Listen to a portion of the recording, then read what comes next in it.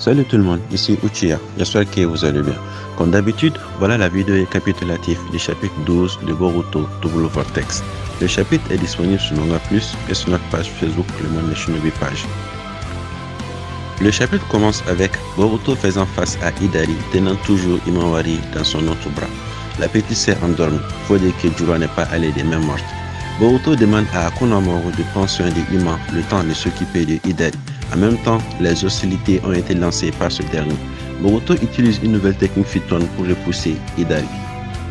On retrouve un peu loin Kawaki et Delta qui observent au loin Juro qui n'a pas bougé de sa position où Boruto l'avait laissé. Ils n'ont pas osé l'approcher. Il faut dire que Kawaki a retenu la leçon du chapitre 8 que l'autre, Juro lui avait donné. Il se pose éventuellement des questions sur l'état de Himawari et de l'équipe 10 qui faisait face à Juro. Malgré leur présence, Juro n'a pas semblé les accorder le moindre intérêt. Il semblait plutôt curieux de savoir comment les autres allaient se débrouiller face à Hidari. On retrouve également Konohamaru et l'autre shinobi qui semblaient hostiles à la présence de Boruto, mais Sarada semble les avoir convaincus de lui faire confiance étant donné que Boruto venait de la sauver devant eux. En même temps, il y a Sumeri qui a voulu se la ramener comme dans le chapitre passé en parlant de Hidari qui vise Sarada. Et comme je l'avais dit dans une de mes remarques du chapitre dernier, la réaction de Sumeri était complètement et totalement inutile. La seule utilité qu'a eu sa réaction, c'était d'attirer l'attention des shinobi présents sur elle et de donner une ouverture à Hidari pour attaquer. Sarada vient de prouver dans ce chapitre qu'elle avait déjà compris la situation et que la réaction de Sumeri n'était pas du tout nécessaire. Elle a compris la situation notamment en voyant les techniques utilisées par Hidari et sa façon de s'adresser à elle. Elle a même fait le lien entre Sasuke et Hidari, chose qui surprend Konohamaru qui à son tour pense à la situation de Moegi. Il va donc se rendre compte que Moegi a sans doute elle aussi son shunju. Et on arrive à ma partie préférée du chapitre 12 de Boruto Double Vortex. Les haters de Sarada sont sous le choc. À cause de l'attaque en fait d'Hidari dans le dernier chapitre qui a été possible en partie à cause de la réaction de Sumeri, beaucoup de haters de Sarada ont sauté sur l'occasion pour la traiter de fraude et de faible. Mais le chapitre vient de leur claquer une gifle monumentale.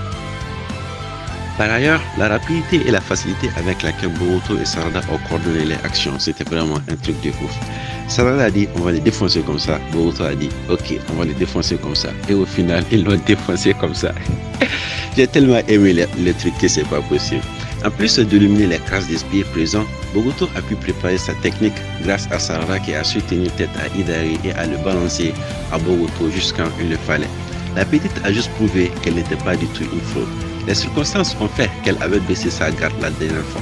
Elle a su gérer la situation, notamment en utilisant l'une des techniques de son père, le Shidori Narashi, et grâce à sa force, elle a extrait Hidari de sa marque et l'envoyé sur Boruto, qui le termine avec son orbe Yuzihiko, en pleine puissance. J'ai été choqué de ouf, ils ont traité les gars comme un ballon. Ça m'a rappelé des matchs de volleyball. Sarada qui fait le service à Boruto juste au moment où il le fallait et Boruto qui shoot Hidari comme lors d'un match de volleyball pour marquer dans le camp adverse. C'était une dinguerie, j'ai tellement aimé. Hidari a été en grande partie détruit et Kawaki en a profité pour arracher la victoire au duo Boru-Sarada. Il a littéralement désintégré les restes de Hidari et là apparaît la chose noire qui ressemble à un fruit de chakra. Le chapitre porte d'ailleurs son nom. Elle est nommée âme d'épine selon les traces des spoilers et semble être le point faible de Shinju. Kashin Koji semble l'avoir déjà vu, cette âme d'épine, et confirme à Boruto que c'est exactement ce qu'il a fallu. Boruto dit que cela les aiderait à libérer Sasuke, mais comme toujours, Kawaki fait son intéressant. Ce moment de chamaillerie a valu à Boruto de se prendre un bijou d'amour compressé pour former un laser, et Sarada qui venait de secourir Boruto vomissant du sang se prend également la même technique provenant de Juro quand elle va essayer de récupérer l'âme d'épine de Hidari. Le chapitre se termine sur Juro qui met Boruto en garde bien que ce dernier ne l'attend pas. Juro dit que Kawaki suffit largement pour être sacrifié mais que Boruto lui il va mourir. Ce chapitre nous apprend de nouvelles choses sur les Shinju, notamment le fait que Hidari était un père caché. Non les gars, il m'a tellement choqué. Plus j'y pense, plus j'y rigole encore. En même temps, il fait les fiers. Non, je pense que c'est Ringan son pire qui est bien courir en fait. Il a une bio tellement pas possible. Non, ça m'a fait rigoler. Mais plus sérieusement, on apprend des trucs comme l'âme d'épine qui semble être le noyau de Shinju et leur point faible. On apprend également comment Hidari s'est soigné après s'être pris le Chidori de Sarada. Ajouté à ces faits, on connaît des capacités supplémentaires de Jura et Hidari. Hidari semble pouvoir créer des marques de griffes à volonté via son Rinnegan droit. Pour le moment, on n'a pas vu son autre œil.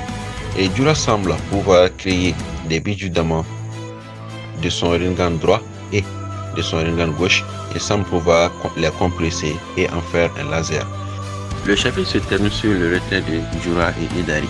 Les shinobi de Konoha vont pouvoir respirer. Donc c'est la fin de cette vidéo récapitulative. J'espère que ça vous aura plu. À très vite.